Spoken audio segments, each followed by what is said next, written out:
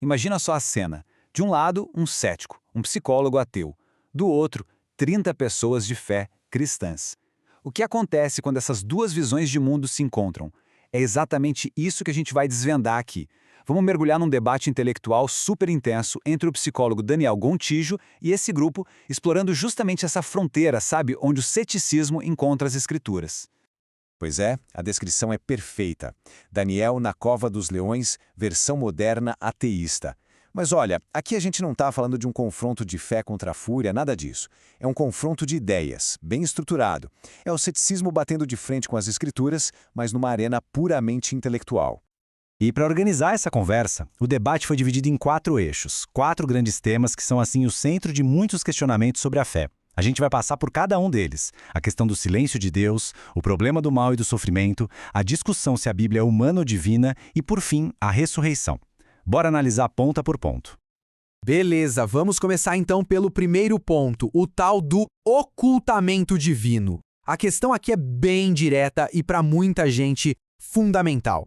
Se existe um Deus que é todo amoroso, por que é que parece tão difícil para tanta gente encontrar esse Deus? Por que ele parece escondido? Essa pergunta não é só um sentimento, ela tem uma base filosófica bem forte. O argumento cético, que foi muito bem articulado pelo filósofo John Schellenberg, diz o seguinte: pensa bem, um Deus que é perfeitamente amoroso faria de tudo para que um relacionamento com ele estivesse disponível, né? Para qualquer pessoa que estivesse genuinamente aberta a isso. E aí, para dar peso a esse argumento, entra um dado bem impactante. Se a gente olhar para o mundo hoje, cerca de 70% da população não é cristã. Então a pergunta que o ceticismo faz é, se a revelação divina existe, por que ela não parece ser universalmente eficaz? Porque não chega a todo mundo. Claro que existe uma resposta teológica para isso. A ideia é que Deus, na verdade, não está escondido. Ele se revela sim, mas de várias maneiras diferentes. Seria através das Escrituras, da Bíblia, mas também pela nossa própria consciência, aquela voz moral interna. E mais, pela natureza, pelo mundo criado. E, para o cristianismo, o ponto máximo, através da encarnação. Ou seja, Deus se tornando humano. Ok, saindo dessa questão do silêncio de Deus, o debate vai para um terreno talvez ainda mais sensível, mais visceral. É o famoso problema do mal. A pergunta que atormenta a humanidade há séculos. Se Deus existe, é todo-poderoso e é bom, por que então o mundo está cheio de mal e sofrimento? E é nesse ponto que os testemunhos pessoais ganham uma força imensa. A gente vê o caso da Roberta, uma sobrevivente de abuso, que diz: "Eu tenho uma ferida na alma, e foi em Deus que encontrei forças para sobreviver." Para muitas pessoas, a fé funciona como uma verdadeira tábua de salvação em meio a traumas que a gente mal consegue imaginar. A perspectiva cética, por outro lado, não nega que esse impacto positivo da fé seja real. Ele é. Mas ela propõe uma outra forma de entender isso.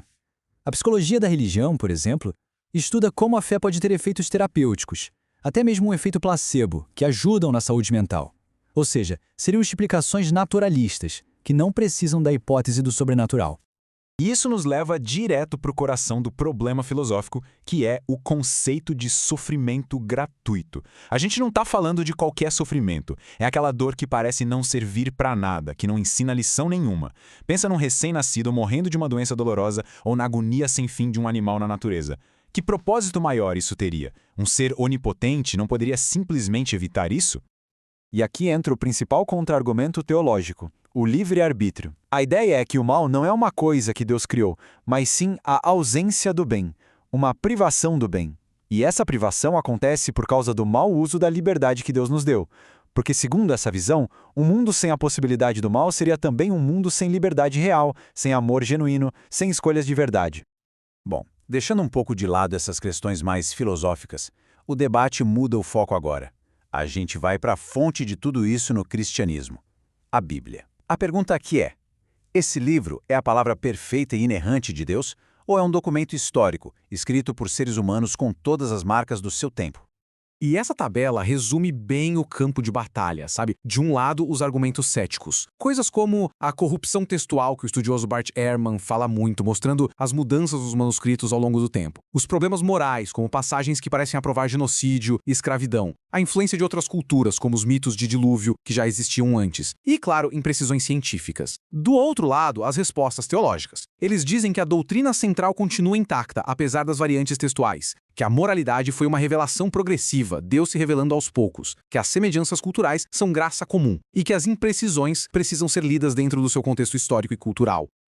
Exatamente como a debatedora Tamires colocou, a Bíblia foi escrita por homens, mas sua doutrina não foi modificada. Essa é a essência da defesa. Eles admitem que o texto tem um histórico humano, com cópias e variantes, mas afirmam que o núcleo, a mensagem teológica principal, a doutrina, essa sim permaneceu intacta. E então, a gente chega no que talvez seja o ponto mais crucial de todos, a pedra angular de toda a fé cristã. O debate vai direto para o julgamento do maior milagre, o evento que define o cristianismo, a ressurreição de Jesus. Do lado cético, surge um desafio acadêmico forte, uma tentativa de explicação naturalista. Uma das teorias mais discutidas é o modelo de alucinação de luto, que gente como o pesquisador James Fodder defende. A ideia é que as experiências que os discípulos tiveram de ver Jesus depois da morte não foram um milagre, mas sim visões muito poderosas, psicologicamente induzidas pelo trauma e pelo luto, algo que, segundo eles, é documentado em pessoas enlutadas. E esse modelo tenta traçar um caminho passo a passo de como essa crença poderia ter nascido e se espalhado, mesmo sem um milagre real. Primeiro, o túmulo vazio. Talvez os discípulos tenham ido ao túmulo errado ou o corpo tenha sido movido por outra razão. Depois, os avistamentos iniciais. Alguns seguidores mais próximos, no auge do luto, teriam essas alucinações vívidas. E, por fim, o contágio social. As histórias começam a se espalhar, o fervor aumenta e isso influencia outras pessoas a terem experiências parecidas ou acreditarem nos relatos.